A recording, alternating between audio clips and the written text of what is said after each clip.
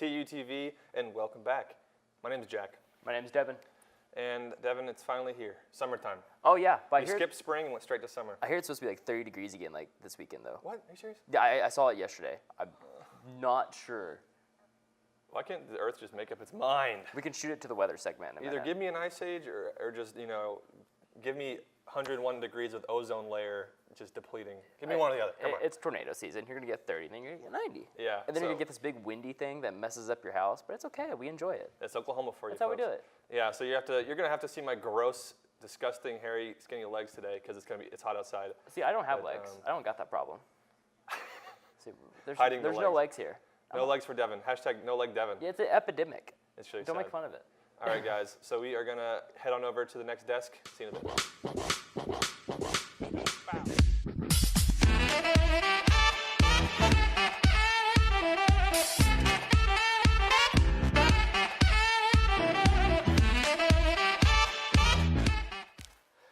Hello, and thanks for joining us for TUTV News. I'm Alexander Denard. And I'm William Bennett. Let's get started. New York City has introduced the nation's first congestion pricing system. The plan was approved on Monday after 2 months of negotiation and will implement electronic tolls on the roads. Drivers entering the southern half of Manhattan will have to pay a fee, which will increase in price during peak traveling times. The project has two goals. One, to dissuade drivers from congesting roadways and to encourage them to reduce emissions by taking public transit. It also will generate revenue that will allow the city to revamp the subway system, bus lines, and commuter rail, all of which have fallen into disrepair. The toll will launch no sooner than 2021, and lawmakers are still determining the prices. The 2018 Turing Award was announced last week, going to a trio of researchers who focused on the development of artificial intelligence. Jan LeCun, Jeffrey Hinton, and Yoshia Bengio were honored for their contributions to the foundations of the current boom in AI. The trio created neural network techniques in the 90s and 2000s that have enabled huge breakthroughs in tasks like computer vision and speech recognition. This was especially important as most researchers had lost interest in AI technology and abandoned studies on it at the time. However, the field of artificial intelligence has since transformed into a $100 billion industry, with thousands of researchers working on neural nets worldwide. Burger King is testing out a new variation on one of their classic menu items. Called the Impossible Whopper, the patties use plant-based proteins sourced from impossible foods. The president of Burger King, Chris Finazzo, has said the chain had been looking for a way to add plant-based burger options to the menu for about a year, as they want to encourage vegan and vegetarian eaters to eat their food. Burger King is currently testing the Impossible Whoppers at 59 locations in and around St. Louis and will roll out the item nationally if it's successful. Chicago has ushered in a new mayor. Along with a number of firsts for the city, Lori Lightfoot took the position from incumbent Rahm Emanuel on April 2nd, becoming both the first black woman and the first openly gay person to become mayor. Lightfoot won the election with nearly 74% of the vote, carrying all 50 wards citywide. She had previously worked under the previous two mayors on task force related to the Chicago Police Department, where she was president of the Chicago Police Board and later the Police Accountability Task Force. The new mayor will now tackle some of Chicago's most pressing issues, including a structural municipal budget deficit and fixing the insolvent public school system. Taco Bell is back in the news again this week after announcing that they will be hosting nearly 600 parties during the last week of April. The restaurant chain will be hosting hiring parties with free food and giveaways in hopes of recruiting and hiring some of the people who attend. Managers hope to increase potential interest in applicants by talking about their benefits, such as one free meal per shift, tuition discounts, and salaries above $10 an hour at corporate-owned stores. With the unemployment rate at near record lows, Taco Bell hopes to attract new workers through these celebrations and wants to create 100,000 new jobs in the next 3 years. The chain will host the hiring parties between April 22nd and 27th. Unfortunately, none of the Tulsa area locations included in the recruitment effort. 3 former Penn State Beta Theta Pi fraternity members were issued jail sentences last Tuesday for their role in the death of Timothy Piazza, a pledge in the fraternity. Piazza, 19, died on February 4, 2017 after sustaining multiple head injuries and having a blood alcohol content of 0.32%, 4 times the legal limit for driving. The members of the fraternity vigorously tried to conceal evidence of hazing and underage drinking, and the grand jury found that Piazza died as a direct result of, quote, extremely reckless conduct, end quote, by the members of the fraternity. The fraternity's Penn State chapter was immediately dissolved after his death. The sentencing comes in the wake of a national cultural movement of increased opposition to Greek life on college campuses, which is traditionally known for hazing rituals and disregard for the well-being of young people. Man, dude, I'll tell you this. When I went to Sigma Chi, dude, like, hazing was so not cool. Like, you can't do that. You just can't do it. Like, you're there to be brothers, right? Like, you're not there to like, oh, yeah, we're just forced drinking and, you know, whatever. Like, that's stupid. It's stupid. It's not brotherhood. It's not what it's about, you know? I mean, on the other hand, Taco Bell is really looking to hire some people. Yeah, I'm trying to get a job at Taco Bell, bro. Taco Bell, April 22nd to the 27th. Free Taco Bell every shift. I'm about that life. Just not Who in ain't Tulsa. about that life? Oh, yeah, I'll leave. Yeah. Well, that's Yeah, all that's been our time. I'm Alexander. And I'm William. See you next time. Have a good night.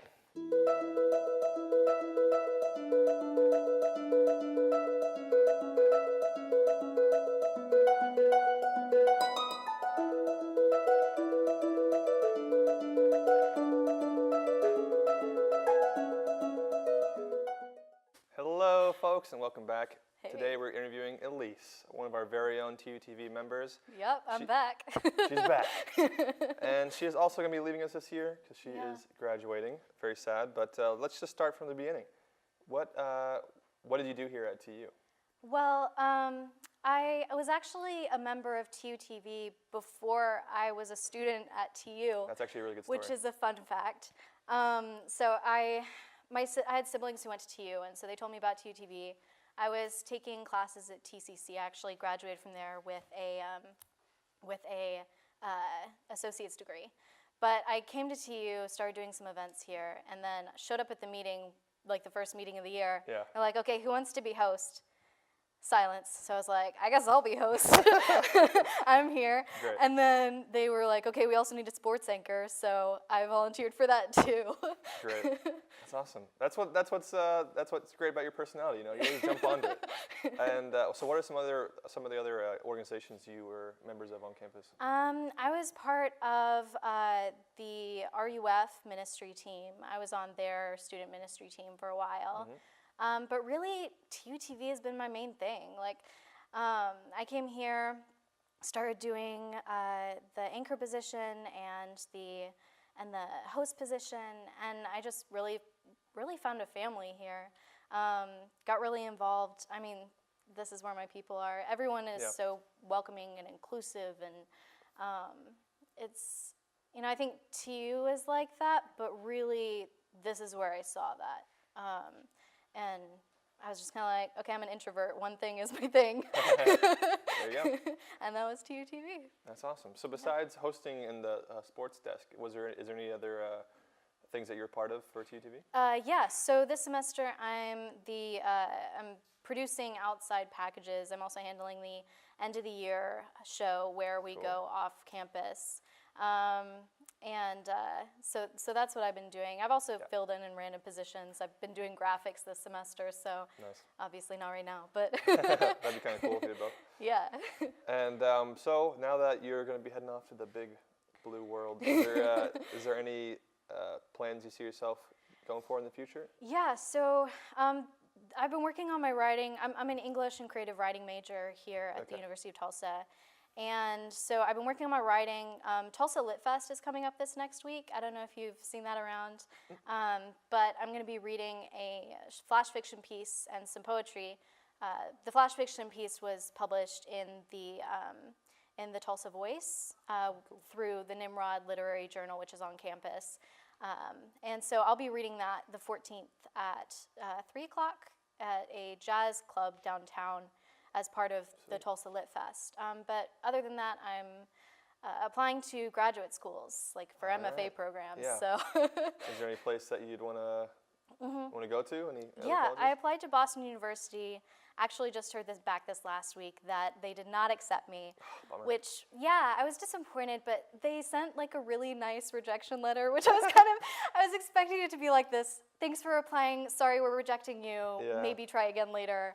But they were really like, this said, being a writer doesn't mean going to an MFA program.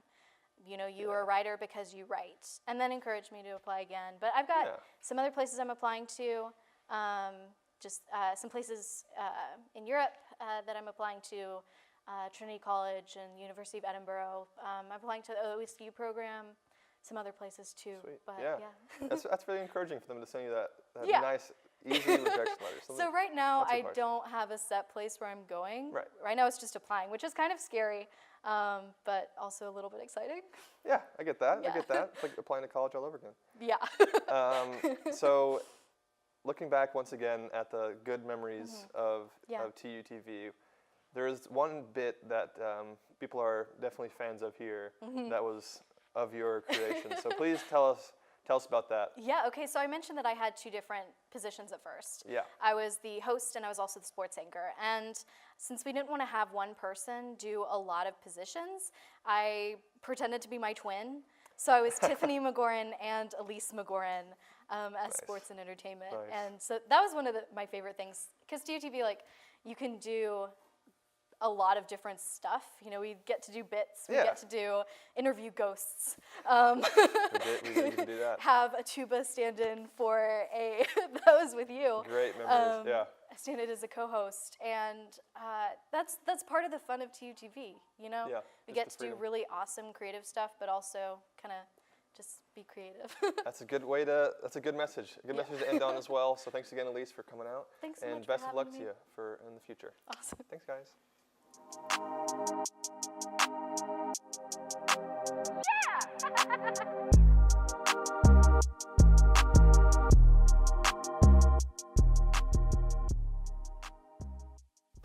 Hey y'all, and welcome back to TUTV Sports. I'm Sam. And I'm Will. Our football team made its first showing this year, and a special guest will be competing with the Tulsa Drillers today. Let's dive right in. It's not fall yet, but last Saturday we saw the Golden Hurricanes storm H.A. Chapman Stadium in the 2019 spring game.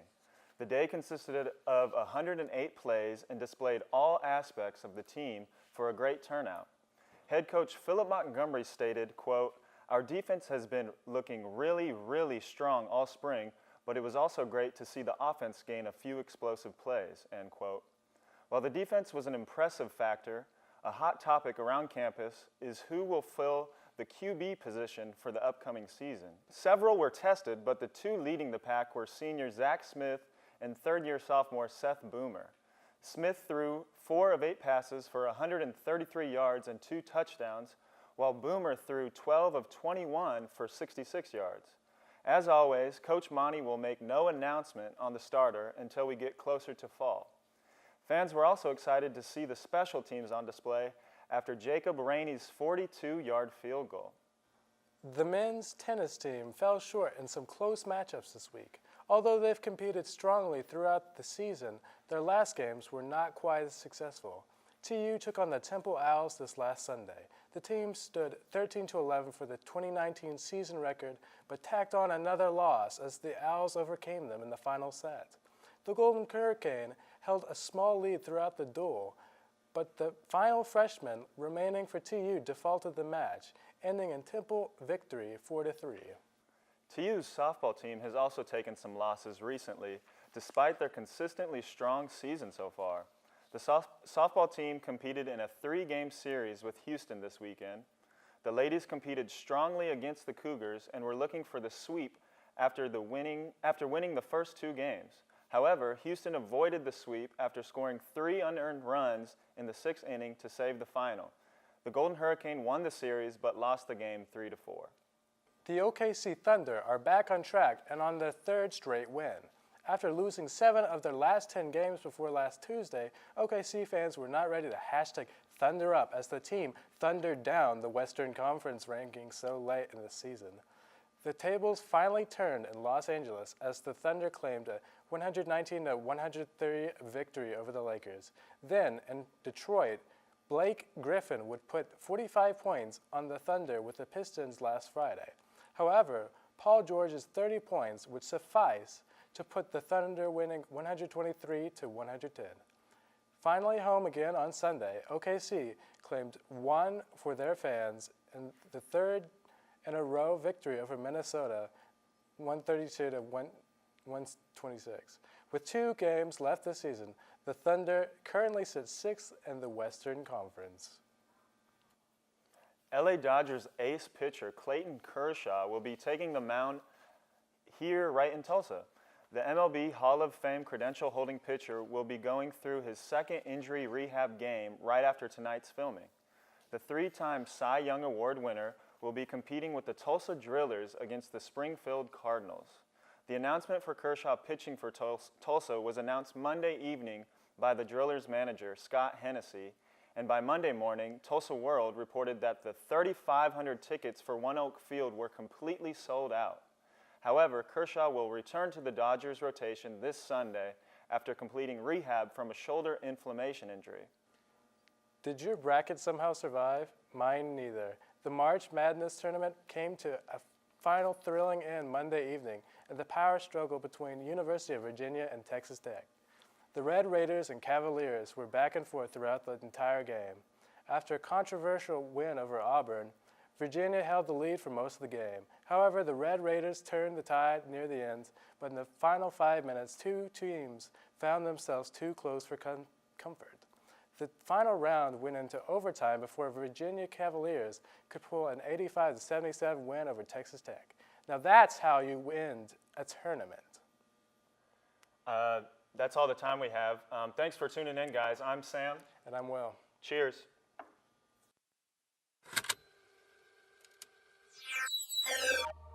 Hello again, I'm Sierra Thorne and I'm going to give you some moves for this week. On April 10th, Center for Global Education is hosting a book discussion on Clementine Marmora's book, Girl Who Smiled Beads. There will be free lunch in the Facility Lounge in McFarland Library. The next day, April 11th, we have a few activities. At 5 o'clock, TU Club is having a guest lecture speaker, Zora J. Murph, present about her experiences as a professor in photography at the University of Arkansas. At 6 p.m., Media Studies is hosting a movies night, Ready Player One, in Oliphant Hall 302. Free pizza will be provided. After you've watched a great movie, come to TU's jazz concert at 7:30 in Lorton Performance Hall. And on April 12th, 10 a.m. to 5 p.m., Computer Simulation and Gaming Conference will be taking place in the Reynolds Center. I hope you get a chance to get to some of these great events. Until next time, I'm your host, Sierra Thorne, and this was your campus calendar.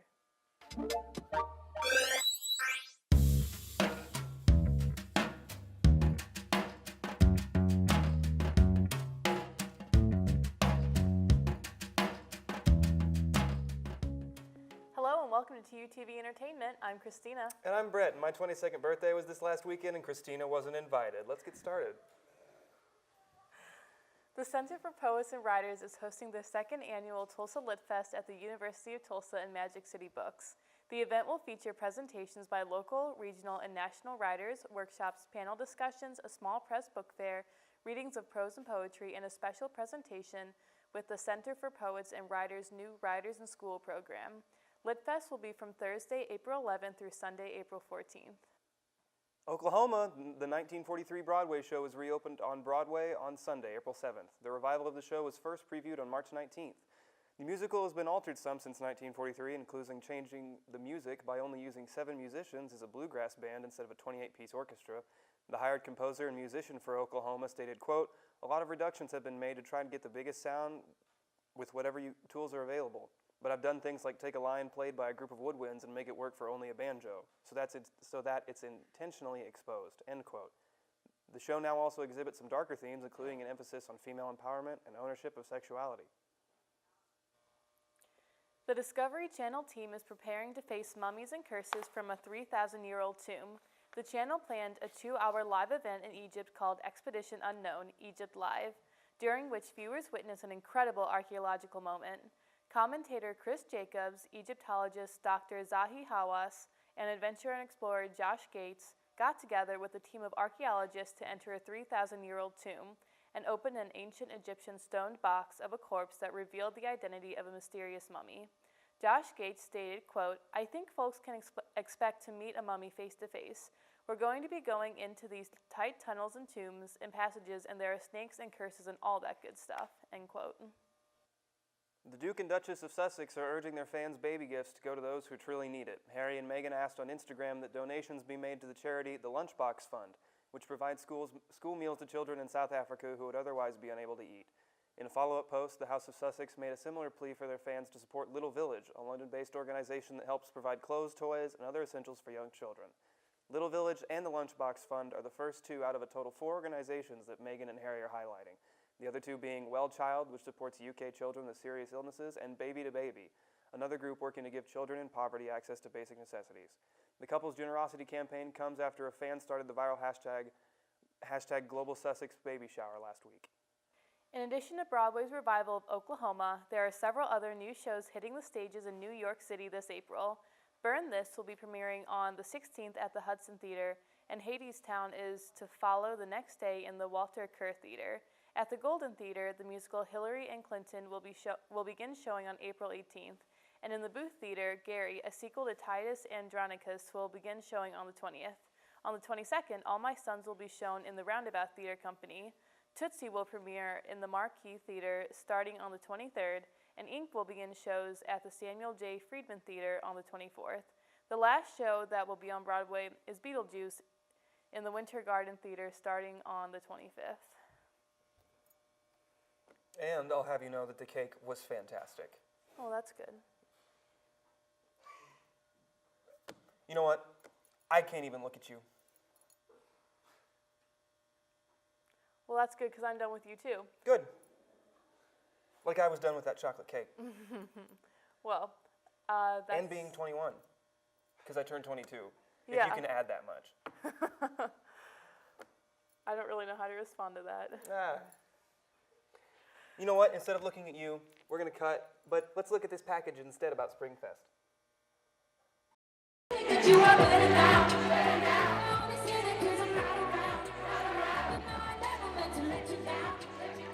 During the week of April 1st through the 5th, TU Springfest was in high gear to the theme of Disney Around the World. During the week, students were able to join in on a Mickey Mouse scavenger hunt. On the first day, the movie Coco and the Hispanic culture was represented with food and a featured performance from Luna Llena de Tambros, and you were able to drum along to the performance on buckets with drumsticks. On the second day, at the Lorton Performing Center, students were able to enjoy ice cream outside and were able to enjoy the Samuel Cornrow Show, a comedian with Tourette's that was on America's Got Talent. On the third day, students were able to enjoy the live-action Disney movie, Beauty and the Beast. While students were enjoying the movie, students were also able to enjoy some food at the tea party right outside of the movie. On the fourth day, students were able to celebrate Moana, which is set in Polynesia. They were able to do so with snow cones, virtual reality roller coasters, and a Jolly Jump water slide. On the last day, students were able to go to the Reynolds Center to see Ben Rector in concert with his opening act by Josie Dunn.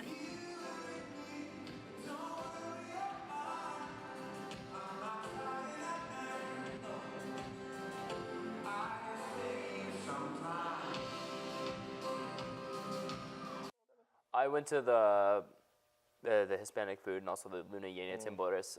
What about you?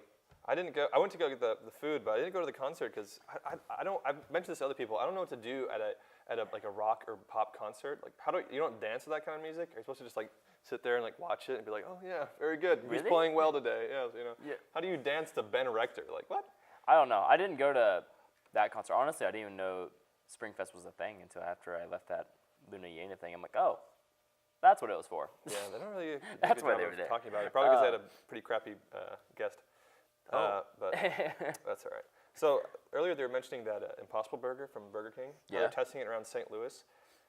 That reminded me of another thing about St. Louis and their food items. You hear about the bagel cutting from St. Louis? I have not.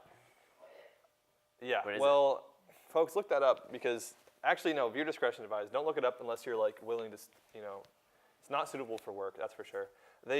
People in St. Louis will get a bagel, right, and they go like this, and they cut it like this, right, like in like slices, like multiple slices. Why? Why is that like something I that's don't sold at know. Starbucks that you just don't happen to buy? Something- Like, the little breakfast area that no one goes to Yeah. at Starbucks? I feel like that would be there. That would definitely be there. Yeah. That's the The little epitome. overpriced stuff right That's in the corner. St. Louis, like compared to America. St. Louis is like that spot in the Starbucks corner of a and Starbucks that Panera no one goes to. that just people aren't there. Did you know the population of St. Louis is only like 300,000? People coming from St. Louis I thought here St. Louis was a lot always bigger. always talking big about how St. Louis is so cool and stuff. I thought St. Louis was like a lot bigger. No.